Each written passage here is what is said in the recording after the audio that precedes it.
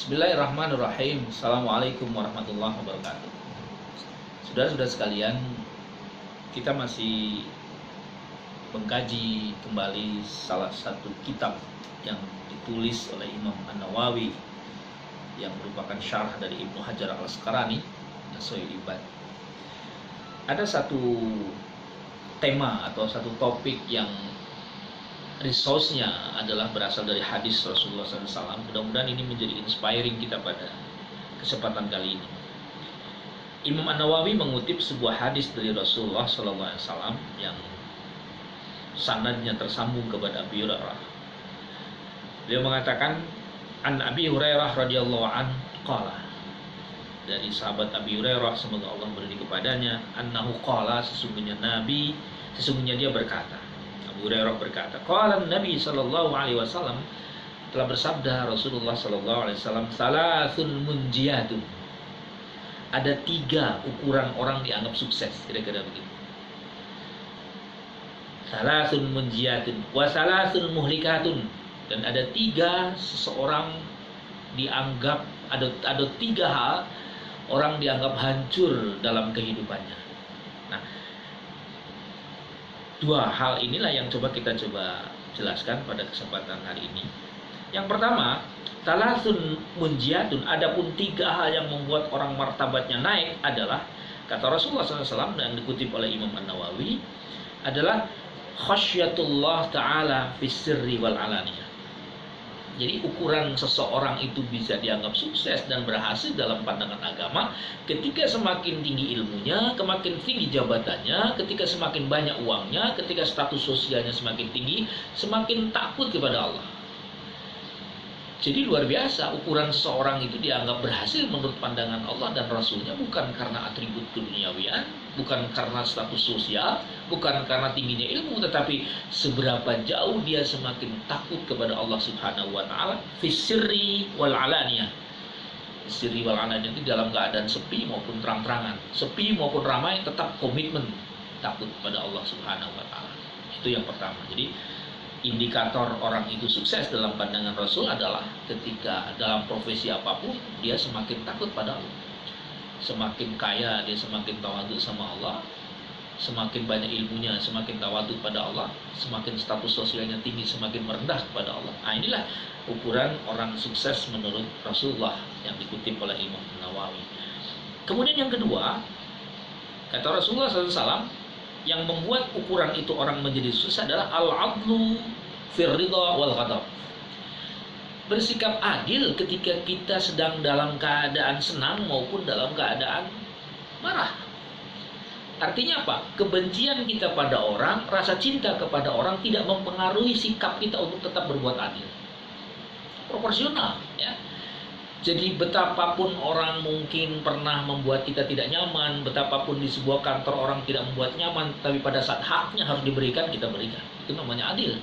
Jadi ketika kita berbuat adil pada saat kita dalam keadaan senang pada seseorang maupun dalam keadaan kita benci pada seseorang, itulah yang disebut dengan orang yang disebut sukses. Munjiat, kata Rasulullah, berhasil. Nah, seringkali kan kita terjebak, kita hanya bisa berbuat adil kalau kita sedang senang sama orang.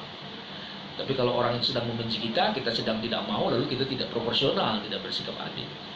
Contoh konkretnya, kalau kita menjadi atasan di sebuah kantor, ada bawahan kita yang mungkin sering mengkritik kita tidak nyaman, lalu jabatannya nggak dinaik-naikkan. Nah, ini tidak adil. Artinya apa? Kritik seseorang pada kita tetap jalan, walaupun kita tidak nyaman, tapi ketika dia mendapat hak, kita berikan. Itulah yang disebut dengan adil dalam keadaan marah maupun dalam keadaan senang, kata Rasulullah. Yang ketiga, ukuran orang itu sukses adalah al-qasdu fil faqri wal ghina. Bersifat sederhana ketika dia dalam keadaan miskin maupun kaya.